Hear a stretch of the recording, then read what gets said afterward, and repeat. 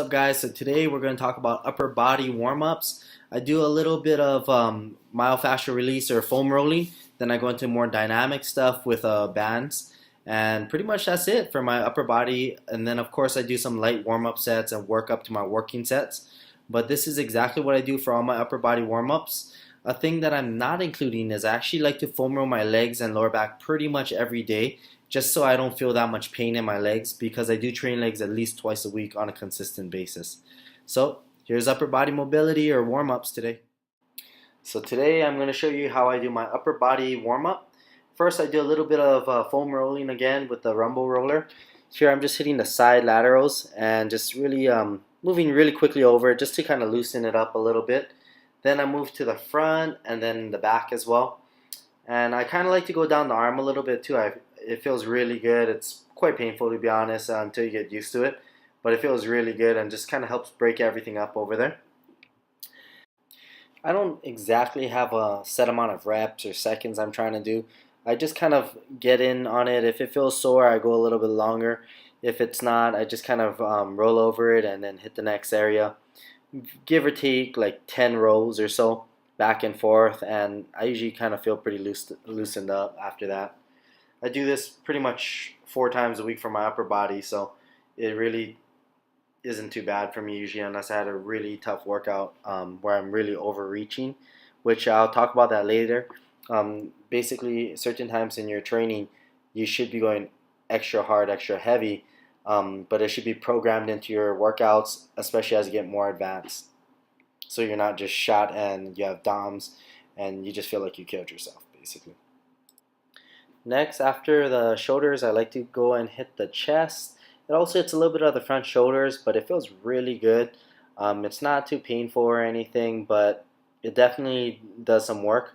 Um, if you really want to get a really good foam rolling session in, I recommend doing it on a separate day or after you work out, really to get really in there and take your time. Just kind of let gravity take its do what it does, and it'll change the game for you. But if not, if you're just trying to get a little bit of warming up here, just going over quickly like this will do the job.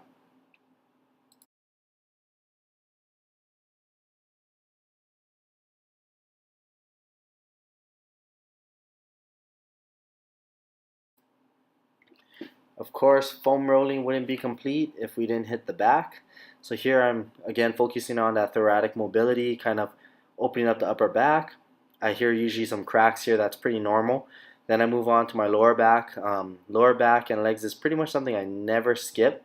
I like to foam roll my lower back and legs every day just because those are areas I already have issues with, and I prefer not to create more issues, or just I don't want it to be in too much pain necessarily from those injuries.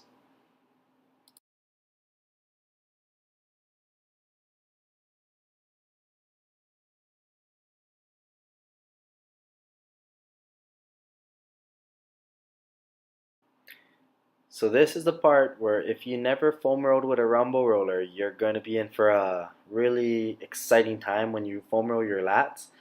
This thing hurts, I'm not even gonna lie. I've been foam rolling for a few years now, and with the rumble roller, if your lats are tight, which I do pull-ups 4 times a week, so they're all pretty little bit tight, you're gonna feel it. And just go over it, and eventually it won't be that bad, but in the beginning, you'll definitely be second guessing yourself on this one. We're at EOS Gym again. I'm using the Rogue Voodoo Floss. Kelly is the guy who wrote Supple Leopard. Really cool book. Terribly boring book to read if you're looking into mobility and exercise and whatnot. It's a really good read. It's just boring as hell, and that's just how it is. It's picture by picture, body part by body part.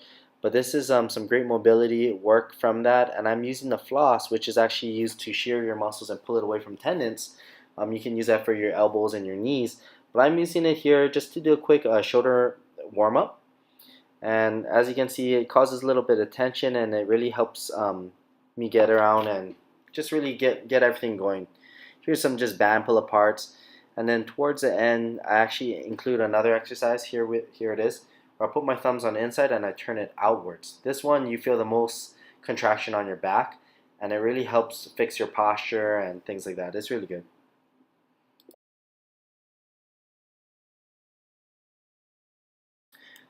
These exercises I'm going to do next are pretty much my favorite ones when I'm warming up my shoulders. Any sort of upper body work, especially pressing movements, you really want to warm up the rotator cuff, and this is some great work to do it. I'm going a little bit wider on this one. This band in particular, again, is a little bit strong. I wish I had a little bit lighter one. My lighter one actually broke on me and snapped in my face. So this one is going to have to do for now. And then this is your basic shoulder mobility drills and rehab kind of training stuff that they get you going on if you hurt your shoulder, you have an impingement.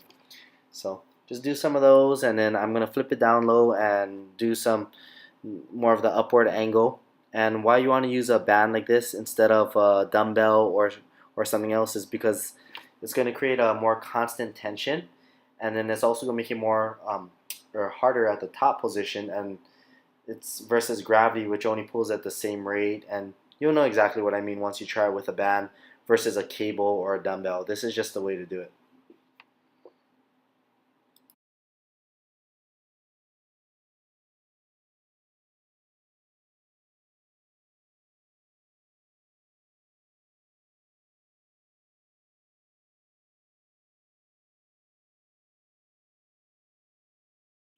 Thanks for watching my upper body warm-ups.